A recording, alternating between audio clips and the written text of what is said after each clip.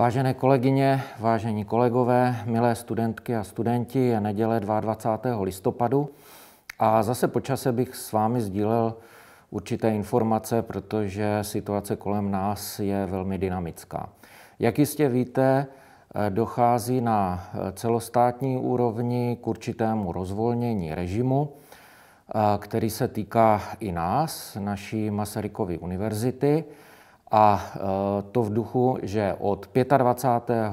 listopadu, tedy od středy, bude možné umožnit prezenční, praktickou nebo laboratorní výuku a praxe studentů zdravotnických a pedagogických studijních programů. To považuji za velice důležité. Není to ale jediná změna, kterou nyní od středy budeme spolu provádět či sdílet. Dále je umožněna i praktická, laboratorní, experimentální či umělecká výuka pro studenty posledních ročníků napříč našimi studijními programy a to ještě s podmínkou, že se týká studentů nebo skupin studentů do 20 osob. Dále specificky pro studenty Fakulty sportovních studií mohou od středy, tedy od již zmíněného 25. listopadu, chodit na sportovní výuku i do vnitřních prostor naší univerzity, pokud opět bude dodržena podmínka 20 osob. Je to s jistotou určitý první krok k uvolnění ke stavu, který bychom si všichni přáli. To znamená, abychom se mohli všichni setkávat a výuku organizovat prezenčně. Změny se ale netýkají jenom docházky do výuky, týkají se i zkoušení, které je rovněž povoleno v počtech osob do 10 osob prezenčně v jedné místnosti.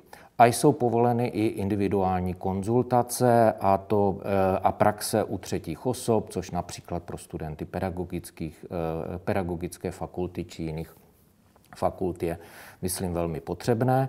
A s jistotou nadále mohou probíhat konzultace individuální v doktorských studijních programech.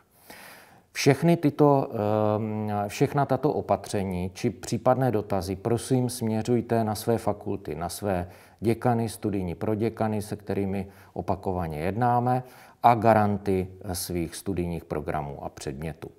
To, co zde uvádím, jsou obecná pravidla, která platí pro naši univerzitu.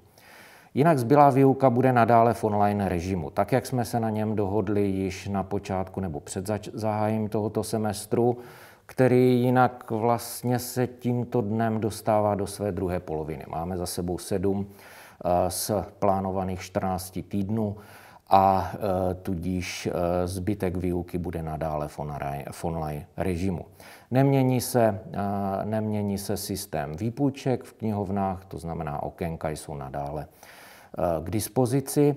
A pro studenty, kteří mohou nyní nově nastoupit do té výuky, o které jsem zde před chvílí hovořil, tak mohou se i ubytovat na kolejích, pokud mají rezervovaná svá místa. Prosím, opět informujte se Správou kolejí a MENC. Co bych chtěl ještě zdůraznit? Masarykova univerzita opravdu dělá vše pro to, opravdu maximum, abychom ochránili naše studenty a naše zaměstnance v této neutěšené situaci, v níž se nacházíme. A na druhé straně současně nejen nyní vidíme, že jsme připraveni na přesun nebo na první vlnu uvolnění v té druhé vlně epidemiologické, ale aktivně diskutujeme i další kroky a já jsem přesvědčený, že budeme připraveni ještě dříve, než nám státní autority umožní další, bych řekl, zelený stupeň v naší výuce a v našem každodenním konání.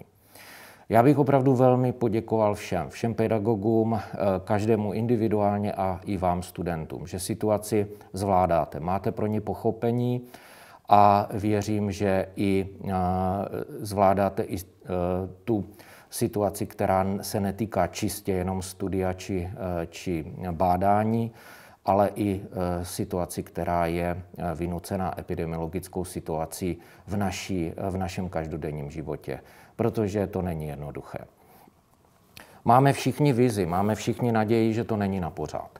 Máme všichni naději a nyní za chvilku začne adventní doba, což je doba takového, bych řekl, duchovního zastavení, zamyšlení se, mírného zpomalení a je o naději, Vánoce jsou svátky naděje, tak věřím, že ta situace s jistotou není na pořád. Co bych ještě chtěl zmínit, že vidíme, že je velmi jednoduché udělat zákaz, příkaz, všechno zavřít, ale je daleko, a to nejenom tím, bych řekl, opatřením, ale i rychlostí. Ale daleko těžší je potom povolovat, uvolňovat, umožňovat a zahlédnout tu naději. A proto musíme i v našich myslích a srdcích, protože jsme nedávno oslavili a připomněli si události 17. listopadu, že o svobodu lze velmi rychle přijít a může se tvářit to omezování svobody velmi plíživé. Nyní ta situace je jednoznačně ovlivněná epidemiologickou, bych řekl, epidemiologickým režimem napříč celou naší planetou. Nicméně musíme velmi dbát o to, abychom zase se dostali do režimu, na který jsme byli všichni zvyklí.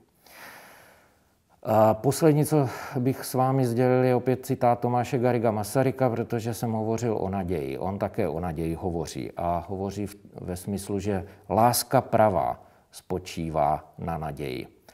Tak věřme, mějme naději a já se velmi budu těšit na další videa, co nejdříve osobní setkávání, protože chodím do práce, občas jdu i například do některých našich prostor. Je to smutné nevidět studenty, studentky, nevidět své kolegy, kolegyně. Ale máme všichni naději, že se to velmi rychle změní. Přeji vám klidné dny.